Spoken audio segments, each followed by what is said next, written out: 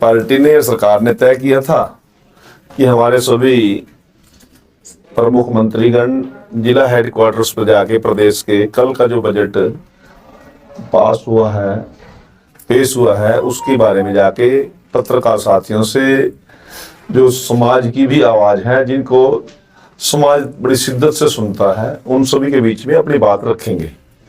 और उसके साथ साथ पार्टी ने तय किया है कि पार्टी की जो प्रदेश के प्रवक्ता की टीम है हमारी, वो एक एक व्यक्ति जिला हेडक्वार्टर पे मंत्रियों के साथ रहेंगे। आज कैथल जिला के हमारे बहुत ही प्यारे हमारे साथी हैं राजरमन दीक्षित जी, लंबे समय से पार्टी की विचारधारा और सोच को आगे बढ़ा रहे हैं। आज इनका भी पार्टी ने जिम्मेवारी कुरुक्षेत्र जिला में लगाई है। मैं आभारी हूं हमारे माननीय जिलाध्यक्ष तेजेंद्र जी का, हरियाणा सरकार के चेयरमैन भाई धर्मवीर मिर्जापुर जी का, हमारे भाई सुशील राणा जी पूर्व जिलाध्यक्ष, श्यामलाल जांगड़ा जी, जय सिंह पाल जी, और हमारे ललित जी, सभी बैठे हैं कार्यकर्ता। और कुरुक्षेत्र के हमारे एससी मोर्चा के प्रधान भी यहाँ खड़े हैं, विशाल जी, विनीत क्वातला जी, और सभी का मैं आपके इस प्रेस वार्ता में अभिनंदन और स्वागत करता हूँ।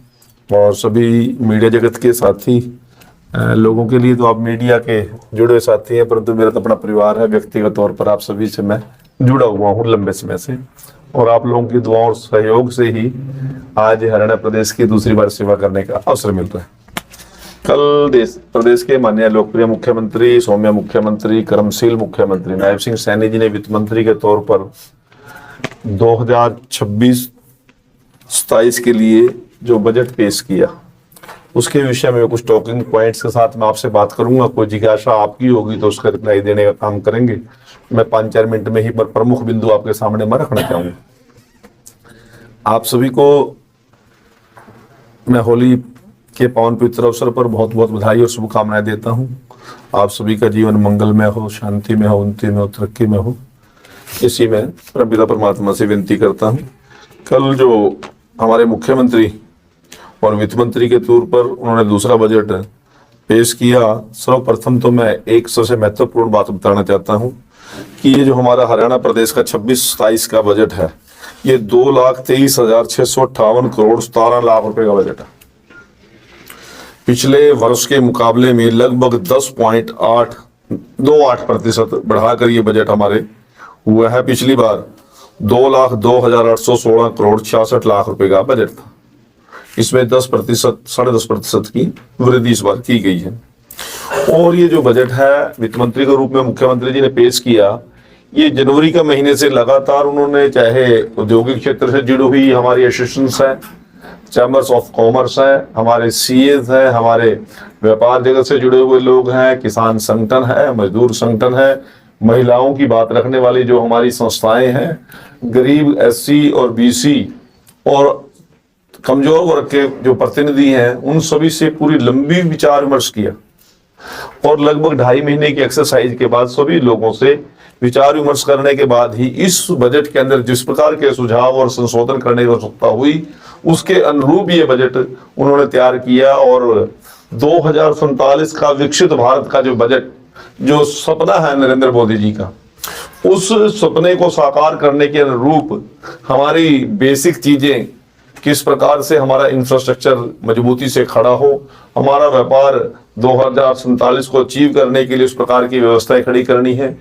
किसी वर्ग को राहत देने की बात है, किसी को इसी प्रकार से मेट्रो की यदि बात है, इसी प्रकार से औद्योगिक क्षेत्र की बात है, किसान की बात है, किसान की सिंचाई के लिए ट्यूबवेल लगाने की बात है, उन सभी के लिए सामूहिक रूप से, और जितने हमारे संसाधन हैं, चाहे पानी के हैं, चाहे बिजली के हैं, चाहे हमारे कृषि के हैं, उन सभी संसाधनों का सही तरीके से हम हमारे प्रत्येक नागरिक उपयोग कर सकें और प्रत्येक को समान रूप से विकास करने में सहयोग सरकार की तरफ से मिले, इस सोच को लेकर यह बजट बनाया गया और यह बजट पेश किया गया। इसमें मैं आप लोगों के सामने बताना चाहता हूं, पूरे हरियाणा प्रदेश के 2,199 सुझाव मुख्यमंत्री जी को मिले और AI चैटबॉट पर 12,400 सुझाव प्राप्त हुए और 5,000 सुझाव को आज के अपने बजट में मुख्यमंत्री जी ने और वित्त मंत्री के तौर पर उनको शामिल किया।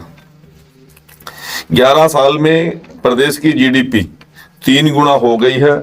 वर्ष 2014-15 में जीडीपी 4,37,145 करोड़ रुपए थी और वर्ष 2025-26 में अनुमानित जीडीपी 13,67,769 करोड़ रुपए है। और योजना विभाग की रिपोर्ट के अनुसार इस समय अर्थव्यवस्था की अनुमानित वृद्धि 9.5% है, जो देश के अंदर हाईएस्ट स्टेट्स में हरियाणा जुड़ता है।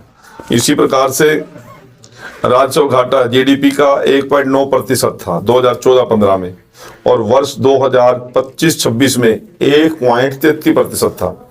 1.90% से घट के 1.33% हुआ और इस बार 26 और 27 में जो बजट राजस्व घाटा है वो 0.87% रहने की संभावना है। और ये हमारी जो 11 साल की सरकार का बेस्ट मैनेजमेंट है, हमारी जो अर्थव्यवस्था की मैनेजमेंट की जो टीम है और सरकार की जो सोच है, उसका ये सबसे बड़ा नमूना मैं आपके सामने रख रहा हूं। और 2026 में से 31 तक केंद्रीय करों में हमारा हिस्सा अब और अधिक बढ़कर 1.361% रहेगा और इस मुकाबले में 26 के मुकाबले में 24.52% की यह बढ़ोतरी होगी, जो सभी 28 राज्यों में सबसे अव्वल रहने की संभावना है। इसी प्रकार से हमने आज विश्व बैंक के वाटर सिक्योर हरियाणा प्रोजेक्ट के लिए विश्व बैंक से जो हमें मिलेगा वो 5,715 करोड़ रुपए हरियाणा को मिलेंगे। और इसी प्रकार से हरियाणा क्लीन एयर प्रोजेक्ट की स्वीकृति के लिए 716 करोड़ रुपए विश्व बैंक ने हरियाणा के लिए अलग से मंजूर कर दिए। और एआई मिशन के लिए, हरियाणा एआई मिशन के लिए जो मुख्यमंत्री जी ने घोषणा की थी कि एक एआई का बड़ा प्रोजेक्ट हम क्योंकि आने वाली टेक्नोलॉजी को अचीव करने के लिए हम गुड़गांव में लगा रहे हैं, दूसरा पंचकुला में लगा रहे हैं, उसके लिए भी वर्ल्ड बैंक ने 474 करोड़ रुपए की स्वीकृति हरियाणा के लोगों के लिए मंजूर की है। और इस मिशन में लगभग 1 लाख यूथ को हम एआई की ट्रेनिंग देने का काम करेंगे। और इसी प्रकार से डिपार्टमेंट ऑफ फ्यूचर के लिए 1,837 करोड़ 65 लाख रुपए का प्रावधान फोरसाइट एनेक्स का नाम से वर्ल्ड बैंक ने हरियाणा के लिए मंजूरी दी है। इसी प्रकार से मैं आप लोगों को बताना चाहता हूं कि 2014-15 में कुल बजट का वास्तविक व्यय 84.45% था।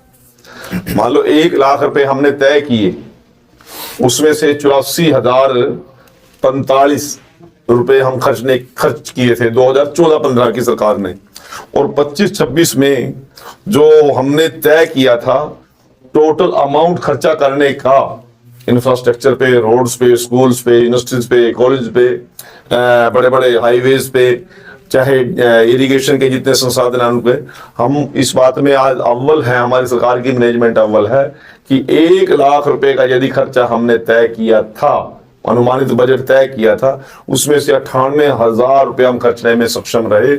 ये हमारी सरकार की बेहतरी का इससे बड़ा कोई एग्जाम्पल हो नहीं सकता। और इसी प्रकार से हमारी सरकार ने तय किया कि ट्यूबवेल कनेक्शन दिलाने में और निर्बाध बिजली आपूर्ति के उद्देश्य से प्रदेश में हरियाणा एग्री डिस्कॉम के नाम से एक तीसरी बिजली वितरण कंपनी बनाई जाएगी। हमारी 2 बिजली वितरण कंपनियां हैं, एक DHBN और एक UHBN। अब तीसरी हरियाणा एग्री डिस्कॉम के नाम से एक और कंपनी बना रहे हैं जो केवल ग्रामीण क्षेत्र के, कृषि क्षेत्र के एरिया को स्पेशल बिजली सप्लाई करने के लिए सारी जिम्मेवारी उसके पास होगी। अब क्या है, रेजिडेंशियल के लिए वही है, इंडस्ट्री के लिए वही है UH वाले या DH वाले।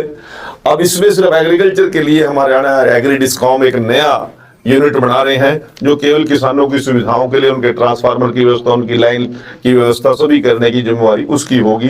ये हमारी सरकार की एक बहुत बड़ी चिंता है।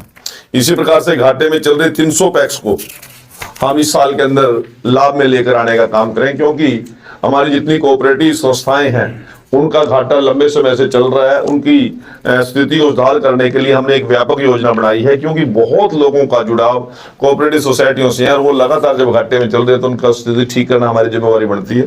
तो ये हमने टारगेट रखा गया है। इसी प्रकार से प्रदेश के सरकारी भवनों को सौर ऊर्जा आधारित परिसरों में बदला जाएगा। जितनी भी हमारी सरकारी बिल्डिंग्स हैं उनमें सोलर सिस्टम को हम लेके आएंगे, ताकि जितना बड़ा सोर्सेज देश के अंदर लगभग साल में से 12 महीने में से 9 महीने बहुत सूर्य की रोशनी अवेलेबल है हमारे, परंतु आज तक उसका उपयोग नहीं हुआ। हमारे सरकारी दफ्तरों में भी थर्मल की और पावर प्लांट की बिजली यूज होती है। हम कम से कम सरकारी दफ्तरों की छतों पर तो सोलर को यूज करें। इससे प्रदेश के अंदर एक तो पोल्यूशन कम होगा, दूसरा बिजली के अंदर जो बहुत महंगी बिजली पड़ती है उसके अंदर हमें बहुत बड़ी राहत भी मिलेगी। निवेशकों के लिए नई मेक इन हरियाणा नीति लागू की जाएगी। सक्षम के नाम से 500 करोड़ रुपए से एक विशेष फंड की स्थापना हम HSIDC औद्योगिक क्षेत्रों में बड़ी इंफ्रास्ट्रक्चर तैयार करने के लिए हम तैयार कर रहे हैं। और सबसे बड़ी बात है मजदूर वर्ग के लिए न्यूनतम मजदूरी 11,257 रुपए अब इस समय है। लगभग 400 रुपए मजदूरी मजदूर को मिल रही है एवरेज। और आज हमारी सरकार ने 1 अप्रैल से 15,200 रुपए लगभग 500 रुपए की गरीब को मजदूरी मिनिमम मिले, इस प्रकार की व्यवस्था हमने मजदूर के हित के लिए की है। इसी प्रकार से यमुना नदी में जल प्रदूषण को समाप्त करने के लिए लक्ष्य से एक नया मिशन प्रारंभ किया जाएगा। वर्ष 2080 को एक अति आधुनिक मॉडल जिले के रूप में विकसित करने की हमारी योजना है, क्योंकि अभी नया नया हमारा जिला बना है। जितना भी इंफ्रास्ट्रक्चर है वो सारा इसी साल में हम 80 में दे देंगे, चाहे हमारा सेक्रेटरीट है, चाहे वहाँ के जिला के कार्यालय अधिकारियों के कार्यालय हैं, चाहे वहाँ पर जितनी कोई जो भी डिमांड जिला के एक बढ़िया मॉडल जिला बनने में हो सकती है वो सारी की सारी पूरा करने का हमने योजना बनाई है। इसी प्रकार से मेरा पानी मेरी विरासत योजना के तहत 2,000 रुपये प्रति एकड़ अतिरिक्त बोनस दिया जाएगा।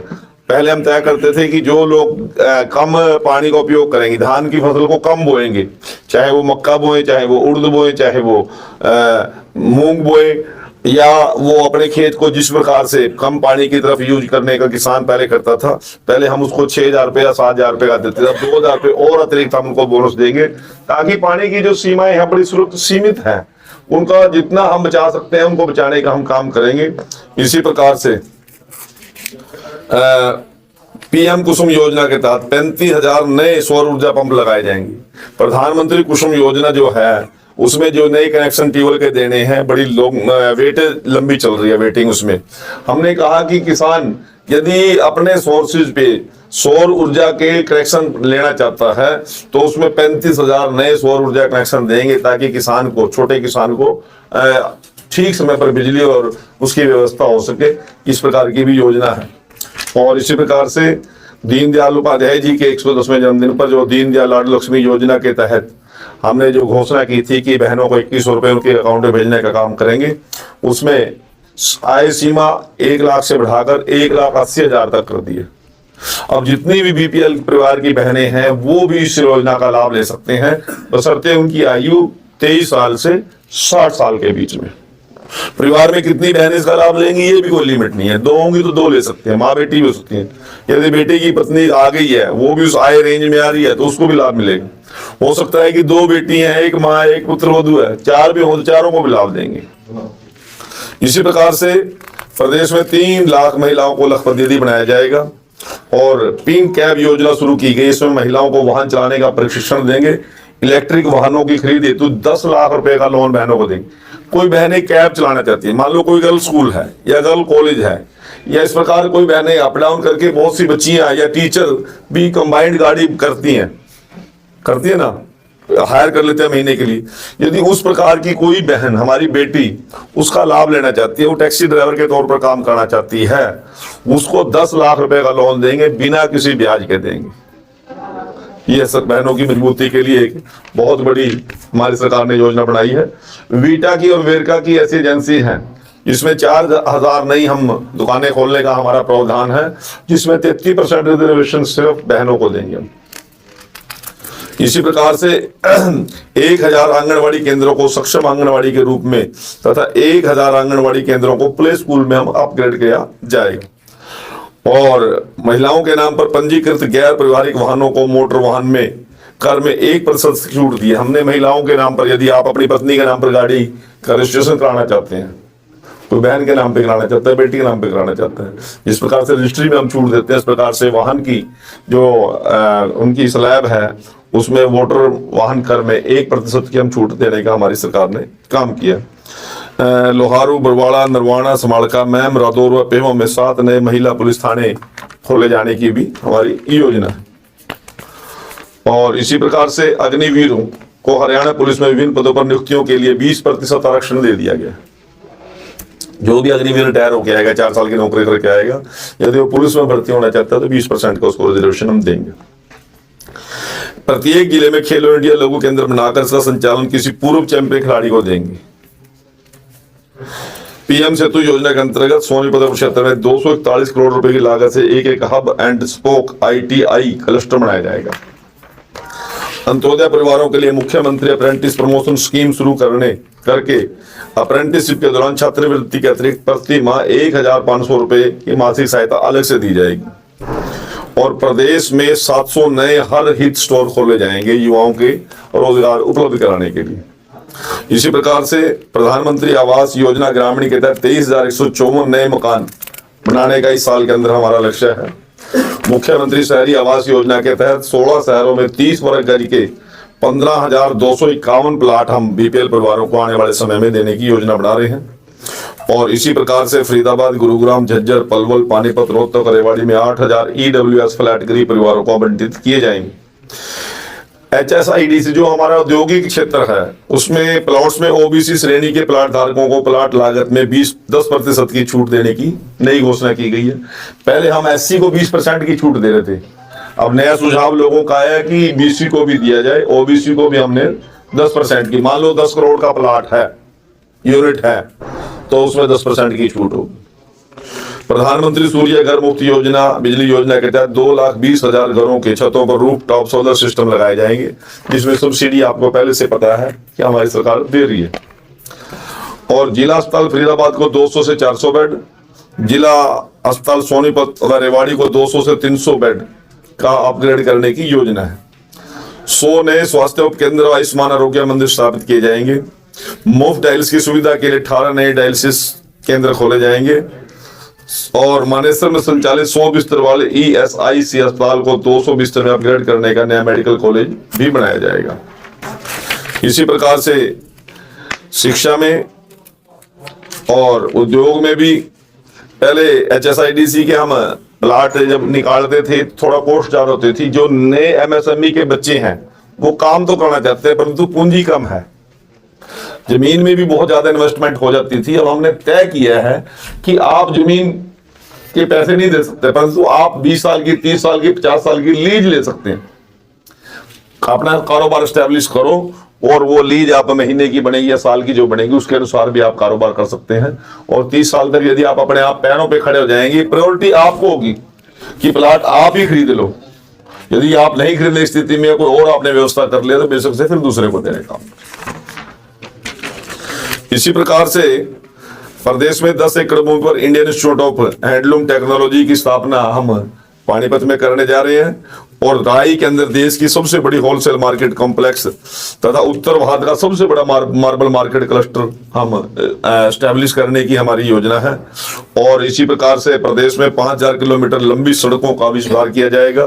प्रदेश में नए 18 फ्लाईओवर और 12 RUB अंडरग्राउंड जो हमारे पुल का निर्माण भी किया जाएगा रेलवे लाइन के साथ साथ। विद्यार्थियों के लिए 1,000 नई बसें खरीदी जाएंगी। कनीना, नरवाना, गनौर व कलायत में नए बस अड्डे बनाए जाएंगे। और प्रदेश के सभी गांवों को आगामी 2 अक्टूबर तक ODF प्लस मॉडल गांव में परिवर्तित किया जाएगा। शहरी क्षेत्रों में नगर निकायों की भूमि पर रिहायशी कब्जादारियों को कानूनी मालिकाना हक देने के लिए एक नीति बनाई जाएगी। सरकार की जमीन पे कब्जे हैं, ना तो वो कोर्टों में भी बहुत लंबी लंबी फाइलें इकट्ठी हो गई हैं, ना गरीब आदमी उसमें रह सकते, ना उसको एडवांस कर सकते। उसकी छत टूटी है तो छत टूटी पड़ी है, उसको भी ठीक नहीं कर पा रहे। तो हमने अब ये निर्णय किया है कि समावी तब के तहत उन लोगों को ठीक रेट पर उनको वो प्लाट देकर उनका कब्जा उन पर करा दिया जाए। आतंकवादी गतिविधियों से निपटने के लिए ATS का गठन किया जाएगा।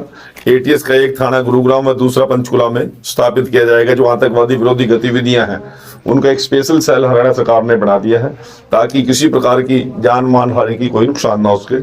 और 150 नए इमरजेंसी रिस्पांस व्हीकल खरीदे जाएंगे। और सबसे बड़ी खुशखबरी तो ये है कि मीडिया जगत के साथियों के लिए जो आर्थिक सहायता अधिकतम सीमा पहले 2.5 लाख थी, इमरजेंसी के अंदर उसको बढ़ाकर हमारी सरकार ने 5 लाख इस बजट में करने का काम किया है। इसके लिए आप लोगों को बहुत बहुत बधाई। मुझे केवल इतना ही कुछ कहना था।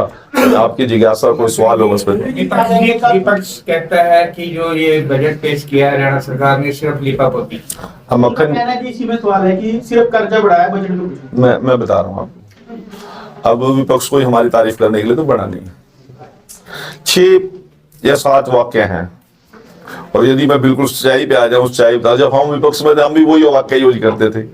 नीरस बजट है, कमजोर बजट है, किसान के लिए कुछ नहीं, महिलाओं के लिए कुछ नहीं, युवाओं के लिए कुछ नहीं, गरीब के लिए, यही वाक्य उनके पास। हम ये कह रहे हैं, जब हमने विपक्ष को आमंत्रित किया रेड बिशप में पंचकुला, सभी विपक्ष के एमपीज को भी, राज्यसभा मेंबर्स को भी, विपक्ष के एमएलएज को भी, नेता प्रतिपक्ष को भी, उस दिन तो वो आए ही नहीं।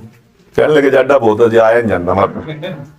आज वो ये नीरस बजट, अरे जब आपसे सुझाव मांग रहे थे हम, मुख्यमंत्री जी ने घर घर जाके लोगों से इतने सुझाव इकट्ठे किए हैं, वो तो ऑनलाइन पे भी डाल सके कुछ सुझाव उस समय तो, क्योंकि सुझाव नाम की चीज तो है नहीं, केवल हमारा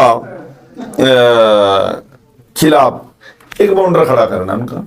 और विपक्ष को भी मैं एक निवेदन करना चाहता हूं कि जो चीज अच्छी हुई है, हरियाणा के लिए अच्छी हुई है, उनकी चर्चा करना हमारी जिम्मेवारी है। मंत्री जी, अभी बजट में एक बात हुई है विदेशी निवेश के लिए। विदेशी निवेश केवल साउदर्न हरियाणा तक ही सिमट के रह गया। आपने पहले कोशिश की अफ्रीका के लिए, फिर एशिया के लिए, फिर यूरोप के लिए। ये तीनों की मैं खुद भी इसका सेक्शन, मुझे इस बात का पता है कि इन तीनों के जो तीनों सेक्शन हमारे यहाँ आए, परंतु नॉर्दर्न हरियाणा में, ईस्टर्न हरियाणा में और वेस्टर्न हरियाणा में एक भी इन्वेस्टमेंट नहीं आई। चूंकि हमारा हरियाणा ये डिजर्व करते हैं कि अगर ये फॉरेन इन्वेस्टमेंट हमारे आती है तो निश्चित रूप से हमारा हरियाणा तरक्की करेगा। बहुत अच्छा सवाल किया आपने, और एक सुलझो इकोनॉमिस्ट वाला सवाल है ये। परंतु मैं आप लोगों को बताना चाहता हूं, आज हरियाणा का इंफ्रास्ट्रक्चर इतना मजबूत है। जब मैं लास्ट टाइम यूके और इजराइल के दौरे पे मनोहर लाल जी के साथ मैं गया था, दिल्ली से ज्यादा चर्चा गुरुग्राम की है। दुनिया भर की मल्टीनेशनल कंपनी के आज यदि हेड ऑफिस कहां पे है, वो गुरुग्राम में। क्योंकि सबसे बेटर बिजली व्यवस्था, सबसे बेटर लैंड ऑर्डर और सबसे बेटर हमने वहां पे फैसिलिटी लोगों को दी है। जब वो इंडस्ट्रियल जोन जो कट रहे थे, उस समय हमारे लोग यहां पर विरोध करते थे। साहावाड़ा भी आज तक डेवलप नहीं करने दिया। HSIDC का जो सेक्टर कब कटा था, 1995-96 में। सुनते होंगे ना बात ये, आज तक में पूरी तरह डेवलप नहीं हो सका। हमारे लोगों ने तो लगातार विरोध किया। फिर मजबूरी में जहां लोगों ने सस्ती जमीन अवेलेबल कराई, अब इंडस्ट्रीज को तो हर चीजें चाहिए, पानी भी ठीक चाहिए, जमीन भी सस्ती चाहिए, रोड इंफ्रास्ट्रक्चर भी चाहिए, लेबर भी चाहिए। वो सारी चीजें सदर हरियाणा के लोगों ने करा दी। हालात चाहे कुछ भी थे, उसका पीछे भी कारण है बहुत बड़ा, क्योंकि सारा का सारा रेत ही रेत था। पिछली सरकारों ने हम देखी की थी सदर हरियाणा की, परंतु जहां मरब्बों की कीमत नहीं थी, आज वहां पे इंचों में कीमत है। अब गुड़गांव में जमीन कोई गजों में नहीं बिकती, गुड़गांव में तो जमीन अब फुटों में भी नहीं बिक रही, अब तो मीनारों में बिक रही है। तो वो आज डेवलप करके। परंतु मैं आप लोगों को एक बात बताना चाहता हूं, जिसका विपक्ष के लोग बड़ा जबरदस्त विरोध करते हैं और मजाक में इस बातों करते हैं। महाराजा अग्रसेन हवाई अड्डा, कार्गो एयरपोर्ट आज हम हिसार में लेके आ गए हैं। अब हिसार सरसा डब वाली से लेके और दिल्ली तक पूरा का पूरा जोन एग्रीकल्चर जोन है, कोई संभावना थी नहीं। आज इतना बड़ा कार्गो एयरपोर्ट वहां पर आने से मैं आप लोगों को विश्वास दिलाना चाहता हूं, दिल्ली से लेके और डबवाली तक आने वाले 5 साल के बाद आपको पूरा का पूरा इंडस्ट्रियल जोन मिलेगा। कहीं पर भी आप लोगों को ये शिकायत नहीं मिलेगी। अब हमने जींद में HSIDC का बड़ा लेके आए हैं सिस्टम, सारे विरोध पे उतर के जी माना जान रहे हैं, जी माना मार रहे हैं जी। तो अब ये चीजें हमारी भी मानसिकता से हमें निकालनी पड़ेगी। और आप मीडिया मैन हो, आप फ्यूचर भी देखते हो, आप पास्ट भी देखते हो। यदि आप अपने लोगों को इस बात की प्रेरित करेंगे तो हरियाणा सरकार नॉर्दर्न हरियाणा के लिए भी सारी पॉलिसीज को इम्प्लीमेंट करने के लिए कोई दिक्कत नहीं। मंत्री जी, कोरोना काल से प्रभावित हुए कम उनका कारोबार, कोरोना काल और नोटबंदी से उन लोगों के माथे पे कलंक का टिक्का लग चुका है। और नहीं, उन मुझे- लोगों को किसी भी तरह से सरकार के माध्यम से योजनाएं तो बहुत चली पर लेकिन लोन किसी तरह का अवेलेबल चलो, मैं आपके पास यदि कोई ऐसी मामले हैं, कोई स्पेशल मामला होगा तो ठीक है, नहीं तो हमारी हर यूनिट अलग अलग तरीके से काम कर रही है। कोई विशेष आएगी तो आप हमारे जिलाध्यक्ष जी को, हमारे यहाँ की टीम को देने का काम करो, उस पर संज्ञान लें। कृष्ण जी, जैसे बजट बहुत आपने अच्छी बातें बताई, 15 प्रोजेक्ट कुरुक्षेत्र को मिले हैं, लेकिन बाईपास की घोषणा नहीं हुई। नहीं। पुरानी मांग कुरुक्षेत्र नहीं, बिल्कुल आपका वो बाईपास की तो घोषणा पीछे हो गई थी। इस बजट में नहीं, 15 नहीं, पिछला बजट में होगा तो पिछले बजट में होगा। अब मेरे को इस बजट का ये ध्यान नहीं आ रहा बाईपास वाला, और यदि कोई ऐसी बात है तो सीएम साहब ने पिछले दिनों जयंती में गीता जयंती में भी घोषणा की है, और इससे पहले जो हमारा दिसंबर में हमारा जो सेशन आया था उसमें शायद घोषणा कर दी थी मुख्यमंत्री जी ने, शायद पिछले बजट में, शायद मैं कंफ्यूज हूँ वैसे। बाईपास की हुई है, 4 लेन की हुई है। अच्छा, बाईपास। ठीक। वो हमारी मेन मांग केजरीवाल भरी हुई है। आम आदमी पार्टी का आरोप है कि बीजेपी ने षड्यंत्र के तहत उनको जेल में डाला ताकि दिल्ली का चुनाव जीत सके। तो यदि केंद्र में सरकार बीजेपी की है, देश में सरकार बीजेपी की, आरोप किस पे लगे? हम हमारे पे लगेंगे ना, और किस पे लगाएंगे? वो सोनिया गांधी पे लगाएंगे या राहुल गांधी पे लगाएंगे? नहीं, उनका कहना है वो अपनी जगह ठीक कह रहे हैं, परंतु लोअर कोर्ट ने कोई निर्णय दिया है, अभी मामले ऊपर भी पड़े हैं। अब मेरे पास तो, मैं तो बहुत ज्यादा कानून का बड़ा ज्ञाता नहीं हूं, परंतु जिस प्रकार का उन्होंने हाय तौबा मचा रखी है, इतना हाय तौबा मचाने की जरूरत नहीं है। और सच्चाई स्वयं केजरीवाल को पता है, सच्चाई उसके आम आदमी पार्टी के लोगों को पता है, और सच्चाई सभी को पता है कि उन्होंने अपने टाइम में किस प्रकार से शराब के मुद्दे को लेकर एक्साइज के अंदर जिस प्रकार की गड़बड़ घोटाले किए, वो सभी को पता है। और लोअर कोर्ट में निर्णय आने से कोई फाइनल नहीं हो जाता। ट्रेड डील पे किस तरह से फायदा मिलने वाला है? ट्रेड डील की कई कैटेगरीज को लेके अलग अलग तरीके से, हमारा तो अब देश के प्रधानमंत्री का क्या सोच है कि आने वाले समय के अंदर हम एक्सपोर्टर बने। हम मोबाइल में एक्सपोर्टर हो गए हैं। हमारे 1000 करोड़ का, केवल 1000 करोड़ का इतने बड़े देश के अंदर हम एम्यूनिशन या हम जितने भी हथियार केवल 1000 करोड़ के सप्लाई करते थे, आज 1200-1300 करोड़ पे चले गया ना, 12-13 हजार करोड़ पे चला गया पिछले 10 साल के अंदर। दुनिया के अंदर हमारे हथियारों की डिमांड बढ़ी है। अब इस प्रकार से अलग अलग क्षेत्र के अंदर, कृषि क्षेत्र के अंदर भी, इसी प्रकार से औद्योगिक क्षेत्र के अंदर भी, कपड़े के भी हम बहुत बड़े एक्सपोर्टर बने हैं देश के अंदर। इस प्रकार से लेदर में हम बहुत आगे बढ़ रहे हैं। बहुत सी चीजें अलग अलग कैटेगरीज हैं, और यदि सारी विस्तार पूर्वक चर्चा करूंगा तो फिर आपका भी टाइम लग जाएगा, मेरा भी टाइम लग जाएगा।